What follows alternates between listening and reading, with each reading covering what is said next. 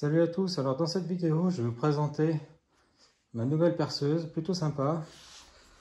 Elle est à la fois légère, compacte, avec des choses antidérapantes et fournie avec tous ces accessoires pour 35 €. C'est quand même plutôt pas mal. Quelques jours après la commande, j'ai reçu cette boîte marquée Mencela.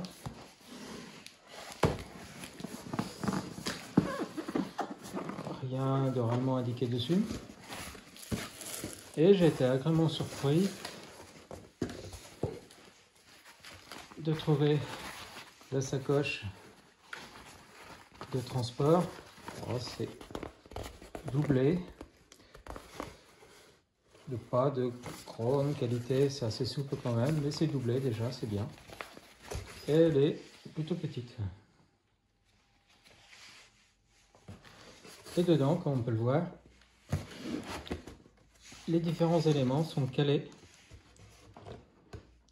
dans un bloc de mousse, ce qui permet de protéger tous les éléments lors du transport, et puis de bien présenter, donc c'est cool. Et dedans on a la petite perceuse, comme on voit c'est vraiment pas très grand, c'est léger. Et lorsqu'on l'ouvre, ça donne ça. On voit que la partie moteur est vraiment toute petite sur l'arrière. Ça semble être un moteur brushless comme indiqué, avec le variateur qui est sur le devant. Et puis la carte électronique qui est moulée pour éviter d'avoir des soucis avec la poussière et les vibrations dans la partie basse. Et puis dans la partie centrale, l'interrupteur, et c'est à peu près tout. Alors la perceuse est équipée d'un mandrin qui va de 0 à 10 mm avec la partie avant qui est en acier inoxydable. Ici on a un commutateur 3 positions, ce qui est appréciable. Le commutateur visserie auquel on va pouvoir associer le limiteur de couple. La partie perçage où il n'y a plus de limiteur de couple. Et puis la partie percussion qui va envoyer des vibrations. Bien sûr, il ne faut pas s'attendre à un vrai marteau pneumatique. Mais ça peut dépanner pour faire un trou dans du béton. Les écrans sont assez faibles, on va dire. Parce que ça frotte plus que ça clipse. Bon, voilà, 35 € l'ensemble, il ne fallait pas non plus s'attendre à des miracles. Et puis ici, on a le sélecteur de vitesse. 1, 2. Et là, on va avoir un petit indicateur, 3 LED, qui sont toutes les 3 vertes, qui s'allument dès qu'on appuie sur l'interrupteur et qui vont dire un peu l'état de la batterie. On a une petite notice qui ne sert à peu près à rien. Forcément, il y a mon chat qui râle.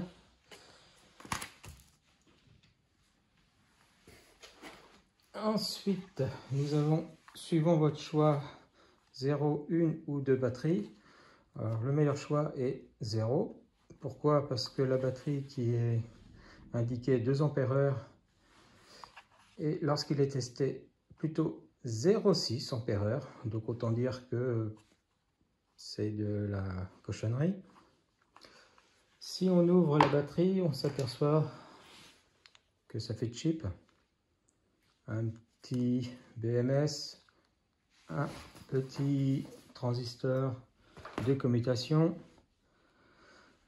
et puis 5 éléments légers, trop légers.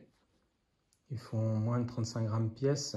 Un vrai accu plein d'électrolytes va faire plutôt dans les 45 grammes. Donc là, ceux-là sont un tiers vide et surtout, ils n'ont rien dans le ventre. Ils sont neutres, aucune indication sur une éventuelle capacité, au moins ils ne se foulent pas là-dessus. Alors, ce qui est tout à fait possible de faire, par contre, si vous avez de quoi impacter les connecteurs sur les batteries, c'est d'utiliser des accus de récupération, par exemple ceux-là qui font encore 2500 mAh, et changer ces 5 éléments par 5 éléments comme ça vous aurez une batterie qui fera au final bien plus que les 2 ampères qui étaient prévus d'origine. L'autre solution est de ne pas acheter de batterie du tout et d'acheter ou d'utiliser des batteries type Makita que vous avez déjà en votre possession, puisque c'est le connecteur de type Makita. On a également un petit chargeur, très léger également. La LED est rouge lorsque ça charge et devient verte lorsque c'est chargé. On a tout un assortiment de forêts. Alors dans mon lot, j'ai reçu 5 forêts à métaux et 4 forêts à bois qu'on reconnaît avec cette forme de mèche. On a ensuite ce flexible qui permet d'aller visser et dévisser dans les coins. Un embout hexagonal mâle d'un côté, femelle de l'autre. Et également ce sympathique lot d'embouts avec le porte-embout.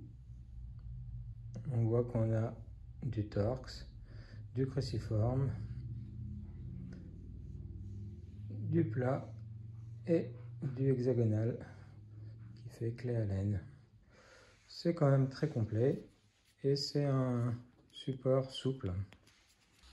Le porte-embout est magnétique, c'est 2 en 1, ça permet de tenir l'embout et ça permet de magnétiser également l'embout pour retenir la vis légèrement. À noter également que on a quelques aimants qui ont été fixés sur la base de la perceuse qui permet de retenir quelques vis ou quelques embouts de vissage.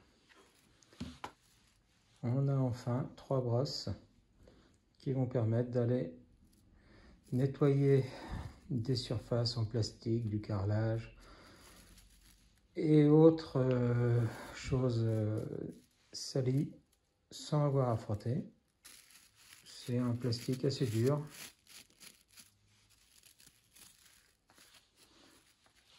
C'est intéressant.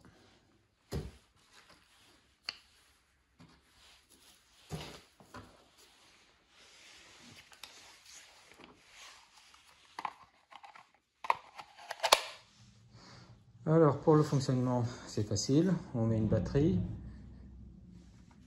Lorsque je vais appuyer sur la gâchette, on voit le niveau de batterie ici. Il faut noter que ces batteries sont également équipées d'un indicateur 4 LED.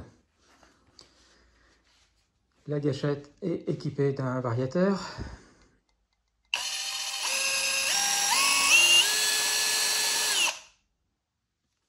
Ça s'arrête très rapidement.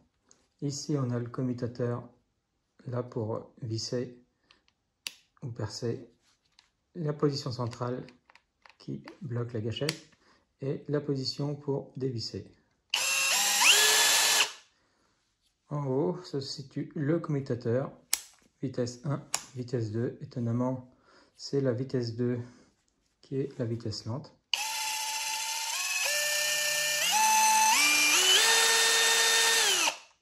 C'est également sur cette vitesse qu'on a le plus de couple.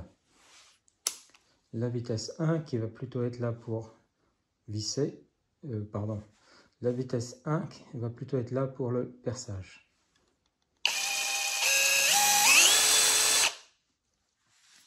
Et ici enfin le commutateur dont j'ai déjà parlé. En mode vissage, ça permet d'utiliser le limiteur de couple pour éviter d'abîmer les vis ou les embouts de vissage. La position de perçage où il n'y a plus de limiteur de couple. Et la dernière position qui va faire des mouvements de va-et-vient, si je puis dire, pour faire une pseudo-percussion pour aider à perforer le béton, le carrelage et ce genre de choses. Voilà, ben vous savez à peu près tout. Il ne reste plus qu'à l'utiliser. Les quelques essais que j'ai fait montrent qu'elle a vraiment beaucoup de couple. Si vous utilisez la batterie qui va bien. Elle est très confortable d'utilisation. Donc pour le prix, c'est un bon achat. Mis à part ça. Allez, ciao!